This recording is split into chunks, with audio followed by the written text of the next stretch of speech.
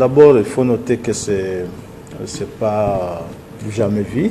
Ce n'est pas la première fois aussi que nous constatons la fuite de documents de l'administration avec l'éclosion de nouvelles technologies d'information, notamment les téléphones mobiles. C'est tout à fait regrettable. Et sur instruction de l'honorable président, le bureau est en train de prendre des mesures sérieuses pour voir comment endiguer ce fléau qui n'est pas normal là où on traite des affaires de l'État. Donc il est bien évidemment entendu que des sanctions vont s'en suivre lorsque des personnes qui s'y sont livrées seront identifiées.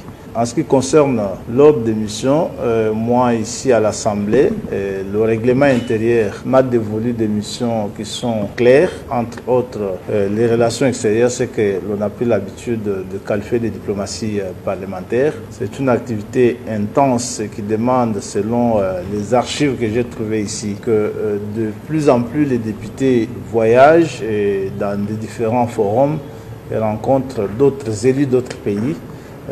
C'est répétitif en fait, c'est au moins chaque semaine qu'il y a une mission de l'extérieur ici. Ça résout aussi des problèmes très intéressants et très importants de notre existence comme État. Mais ici, il convient de noter que nous, en arrivant aux fonctions, comme membres du bureau de l'Assemblée nationale, nous avons trouvé cette mission déjà activée. Parce que la correspondance qui invite le Parlement congolais à l'Assemblée parlementaire de la francophonie, ça date du 1er janvier 2023. Et ça fait pratiquement une année et demie. Cette correspondance avait été adressée au président Mbosso, d'abord comme président du bureau définitif de l'Assemblée nationale, et qu'à l'approche de la manifestation, il n'est plus président du bureau définitif, il est devenu président du bureau provisoire, c'était après les élections, et que l'on sait que les visas du Canada prennent énormément de temps pour les obtenir. Il a dû, comme président du bureau provisoire, organiser ce voyage et que les ordres de mission avaient été signés pour presque l'ensemble de la délégation qui devait partir. Et il s'agit ici de 3 ordres de mission qui avaient été signés. Ce qu'il convient de noter, c'est qu'il ne s'agit pas de la même mission. C'est plusieurs forums qui vont se tenir sur 12 jours au total. Il y a un forum qui fait 3 jours, il y a un forum qui fait 6 jours, ainsi de suite. Donc ce ne sont pas les mêmes personnes qui vont aller à la même activité. Ça, il fallait le noter. D'ailleurs, vous allez comprendre que le président Mbosso lui-même avait pris soin d'éclater cette mission en 3 ordres de mission. Il y a un ici avec 8 personnes. Il y a un autre ici avec 4 personnes. Il y a un 3e avec 6 personnes. Et puis celui qui était, je crois, du chef de délégation avec 2 personnes. Exactement. Qui devrait aller dans cette mission. C'est une triple mission, ce n'est pas la même mission. Lorsque nous arrivons, nous avons pensé que les autres missions étaient déjà signées.